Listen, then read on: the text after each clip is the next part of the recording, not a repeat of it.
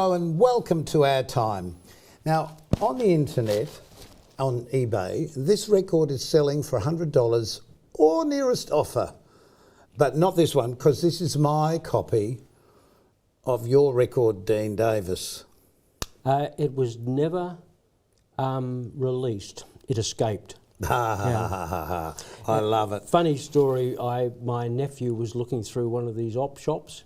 Yes. He said, you wouldn't believe it. Did he put it up on eBay? No, he said, you wouldn't believe it. He said, I found two old ladies fighting over it, you know. And, but anyway, that's a long time ago. That was about 1972, 73. Not much has changed. Other than Hits like Mary Had a Little Lamb, Looking Out My Back Door, Sweet, Sweet Song of Salvation. Here, There, Everywhere, Dedicated, Amazing Grace, 12th of Never. Oh, I've sung that a lot of times too. You're a Girl. You're a Little Girl. Just a little girl. You could need glasses, mate. Yeah. Well, have a look how big the writing is on the back here, though, and you'll see it's like an ant crawled over with ink on its feet. Well, interestingly, that album was released by EMS Records, and and they had a budget lined up to promote that thing, but guess who recorded Patsy Biscoe, 50 Favourite Nursery Rhymes, and it took off like crazy. They advertised it like crazy, and all the budget that was left to promote that, and they probably didn't think it was worth promoting anyway, it went into Patsy Biscoe's 50 Favourite Nursery Rhymes. Talking about Patsy, of course, we all knew Patsy very well, and we should explain how we know each other. Yeah, okay. So, I don't know what year it was, Dean, that you started at Channel 9? 1972, and I was about 12. Yes, sure you were. And I came along in 1973 to Channel 9. Yeah. And I actually recall this, and I've written it in the book I've written, that I was standing in Studio 1 to be sort of introduced to everybody, and there were two people that came up and introduced themselves. You were the first one, and Ann Wills was the second. All right, yeah. I didn't know that Ann knew me from before, but I didn't know you from before. And why were you so friendly to me? Well, I was trying to find friendships in the industry. I basically came in off the street. There was an advert in the Advertiser with the heading, "Chance to become a TV star." I had aspired to be, I was aspiring to be a recording artist, singing artist, and I saw this as a way into the entertainment industry, not really fully appreciating what it was all about, but always looked for upfront roles, and I'd sung a song at the Christmas party at the work that I was at. It was Concrete Industries Moniers. Oh, so you went from concrete to TV? Yeah. Always a path. Well, I sang Raindrops Keep Falling on My Head. Yes. And the people at the in the office... washed the colour out your hair? Yeah. And the people in the office just loved seeing this kid up there singing, and there had been contact with Darryl Samble, who was the manager of John Farnham, and they started thinking that maybe there was a future. So soon after that, the ad appeared in the paper, and one of the guys in the office said, "Hey, Dean, do you want to become a TV star?" And I sort of pretended not to be too interested, but wandered over, read this article. I applied for it, and I think there were at that time a couple hundred guys who had put themselves forward, and we did this very brief introduction of ourselves, and then I was invited back along with 4 others, and from that 4 I was chosen. But it was an incredible experience because I'd never been in a television studio. Yeah, nobody trained you, did they? No one even properly briefed me, and I remember saying, as they were putting the microphone on me, I'm backstage, and I'm saying, what am I doing? And I'm yelling out, and this guy says, well, just come out through the door. And meanwhile, the guy's trying to put a microphone on me at the time. And he says, they were cords. You had to drag a cord. You had to drag the cord. And he said, just come out and sit at the desk and just follow your running sheet. I said, what's a running sheet?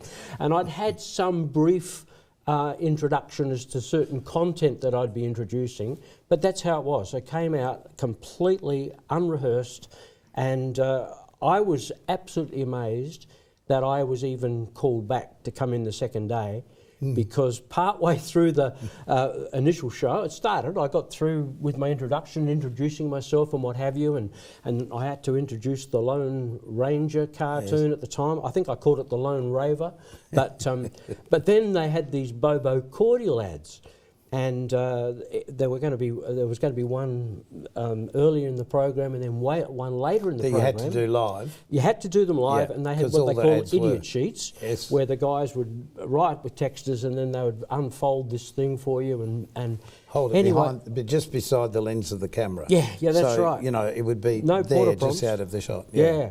Anyway, I had all my props ready and my opening line organised, and I was excited about this because it was actual content that I could work with.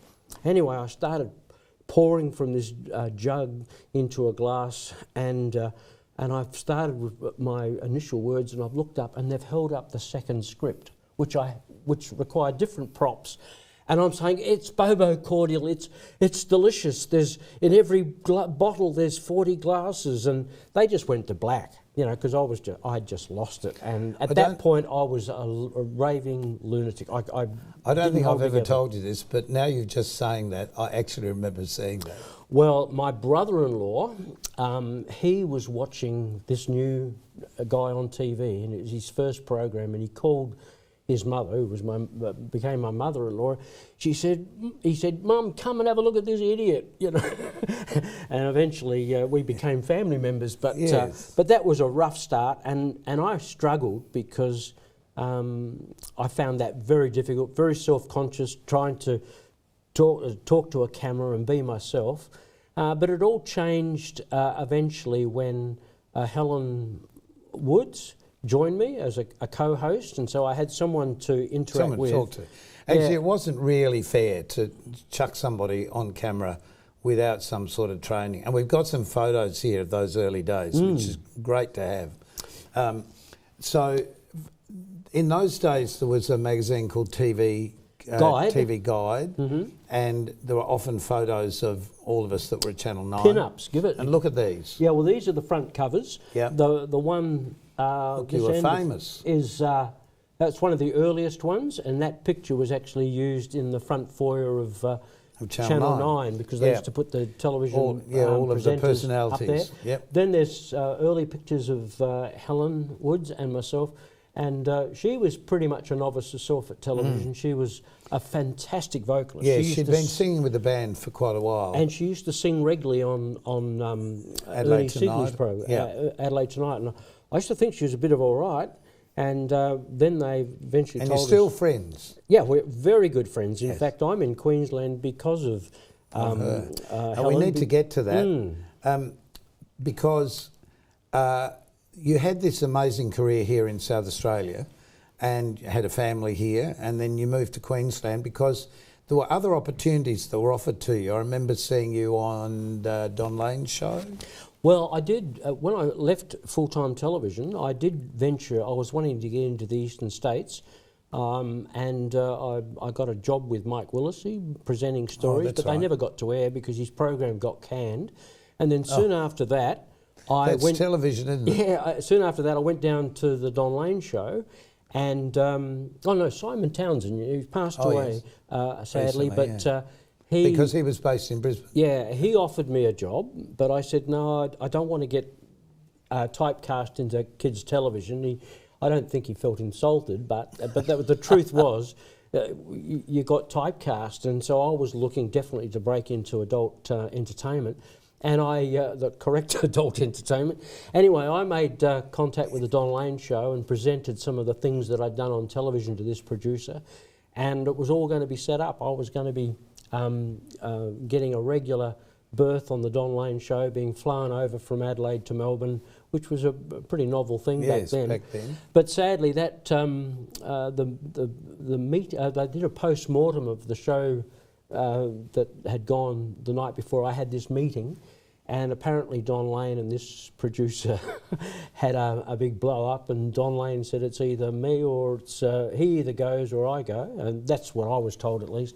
And so that producer went, and that opportunity, and it was a pretty sad situation because you thought, because life had opened up very freely for me without a lot of effort, and I was wondering where I was going. But at that point, I'd already started developing producing roles. In fact, produced my own shows, and so I started. You moved from 9 to 10. I went to Channel 10 in 1977, I think. Yeah, was offered a variety show there and this opportunity to do the kids show, but the variety show never happened, sadly.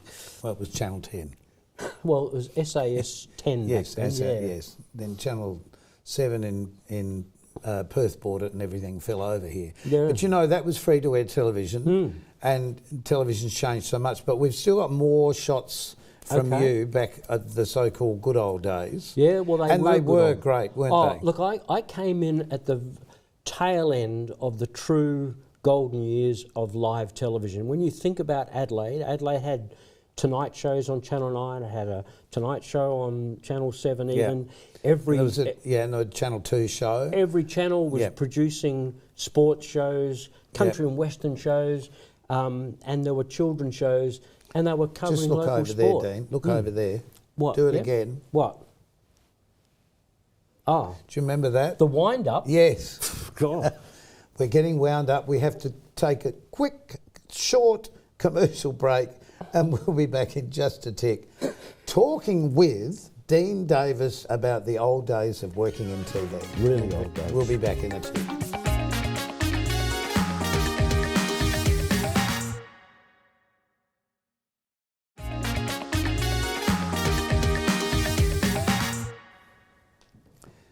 And welcome back to our time. No, it wasn't a bad camera shot. It's just we couldn't find a rubbish bin big enough to put that record in because nobody's got discs like this anymore. It is a collector's item, but it's only the rubbish man that wants to collect them. Boom, boom. Anyway. Yeah. Dean, we can rubbish each other because we've been friends. We have. Ever since that first day, I was explaining before, meeting you in the middle of the studio. Mm-hmm. And you're a bit unsure about me because you thought... Well, I was new to the game, and anybody, who entered the studio and you didn't know exactly what they were about, you were thinking, is this my replacement? Yes. But TV was always like that. It was like you that. You never ever knew. In fact, you were told from day one, this will not last forever. Yeah. And at any time, so I never took holidays or anything. Not that I got paid to have holidays, but I didn't take them. Well, you wouldn't have got paid to do it anyway. It wouldn't have. I would have lost income back then.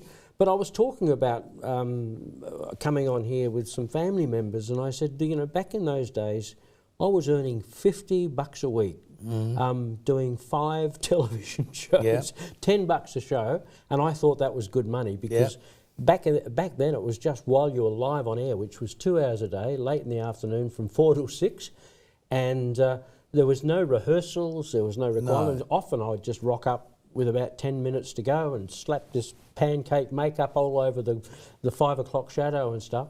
You wouldn't get away with it today. But it was just a fantastic training ground and equipped me for other things. Absolutely. Working live television, where a pregnant pause sounds like 20 minutes. Forever. It's a great training ground, yeah. Well, now we've got more shots, as I promised before the break. We've got more... Tetanus or... Sorry, go on. Of you. Now, here's somebody very famous who you really did look up to. Well, I'd heard that Cliff Richard had this lifetime ambition, not to sing with me, but I had that ambition to sing with him. Cliff. And I'd actually... In my earlier days, when I first entered into the singing arena of things, I got a lot of comparisons to this guy. Yes, and I thought, well, I know of him. I knew of a song called Congratulations, but I was really encouraged by the fact that people drew the comparison. So I decided one day when he rocked up to Ernie Sigley's show, to sing a duet with him. So I managed that. And you did. These are lifelong ambitions. And just who would that be? Well, there we are. John Travolta. We're going back now with these in the days when I was at Channel 10. 10, yeah. And poor old John Travolta, there was limited outlets for these personalities to get exposure. Yeah. So any television program they grabbed at. Yep. So the poor guy, he was ushered into the studio here, into this little corner of a studio. And I acted a bit like a clown with him, and I think on that occasion I was closing with the segment, is it true everywhere you go, people say, gee, you look like Dean Davis? And he says, who? But anyway, I had this video of that, and in that I'm asking him about the rumours of him and Olivia and all this sort of stuff, and it was good stuff. Nothing ever taken too seriously at all. Now, also in the 50s, Pat Boone was a huge star. People don't realise how big Pat Boone was. He was taller than you. Yeah, well, most people are.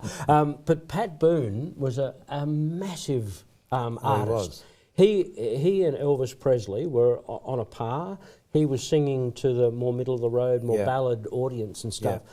But his career was phenomenal, and we in Australia don't fully understand that. But there was a song he recorded called Love Letters in the Sand, which was an old standard when he recorded like it. Today. Well, I decided I was going to have another go at putting out a single, and I recorded Love Letters in the Sand. We souped it up a bit, and that's why I got that photograph with Pat Boone, Here's a shot with Helen. Now, people in Melbourne, of course, know of Hey Hey It's Saturday with Daryl. Yeah.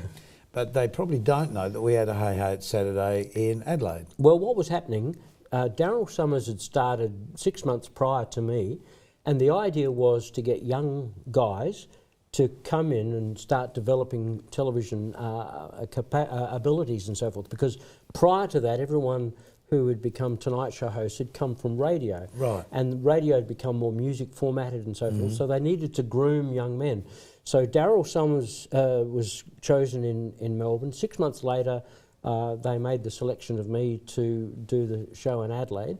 But the purpose was we had the potential, they saw at least, to become hosts. He had great success with Hey Hey It's Saturday because of the format that they took, a lot of innuendo and so forth. I didn't take that tack. But all we ended up with was cartoons. Yeah, well, that's right. Initially, Hey Hey It's Saturday was a 5-hour program with young kids from Adelaide performing in a band and solo acts and things of this nature. And I was the host introducing same sort of thing, but yeah, and old movies like but just basically filling up time. Absolutely, yeah. Here's a live commercial, I would think. This is probably one of the earliest photographs, but Lollygobble Bliss Bombs were released on my Hard to say. Very hard. But that outfit, you know, like this is back in black and white television. It's good that you're wearing black and white. Well, it wasn't black and white.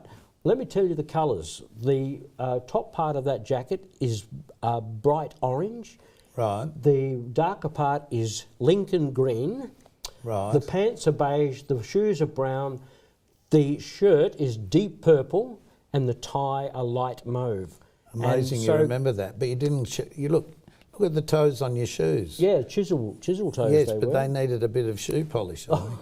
Well, there you go. That I should pick I'd that probably up. been kicking a football before Of course. I went into Well, the that's studio. a good point, because you're a mad football player. I love Australian and really football. wanted to. Here's a shot with Winky Dink, who was such a famous little duck. I didn't realise how famous Winky Dink was. I knew that kids loved him, but it was a bit of an annoyance for me because the character wouldn't shut up. And he and Helen would get into this rapport, and I'd be seeing the wind-ups, knowing that the segment had to be, concluded, and I didn't know how to stop them. So sometimes I'd grab the thing by the beak just to shut it up. And I eventually came back to Adelaide to do a breakfast show on radio, on Life FM, and it was amazing. I was still in some recognition capacity to certain people within the community, and as I went out, they'd say, "Oh, Winky Dink," and I said, "No, I'm not Winky Dink. I'm Dean." But it was amazing. Everybody remembered Winky Dink. Yes, and as a result of that, I sought out Winky Dink and got Winky Dink to do a regular segment on the radio show. I recall that blew me away. Everybody remembered. Well, Winky see, Dink. here's another character. Like I was involved with Humphrey, of course, but Fat Cat was on Channel 10. So Fat Cat, that's Fat Cat and you, and it's a real shame that the do-gooders of this world got rid of those characters. Oh, they were loved. They really were truly loved, and a lot of fun. We used to put the guys who were working on the insides of these characters. What? Somebody we used to give them a hard time. What? What? You I'd just ruined it for everyone. Get them doing push-ups, and you'd hear these people, characters groaning. Terrible. Anyway. It's great seeing those shots, because I'm sure anyone who grew up here in Adelaide would remember Dean from these times. And look, we're going to take another short break, and we'll be back in just a tick. So keep watching, we'll keep talking.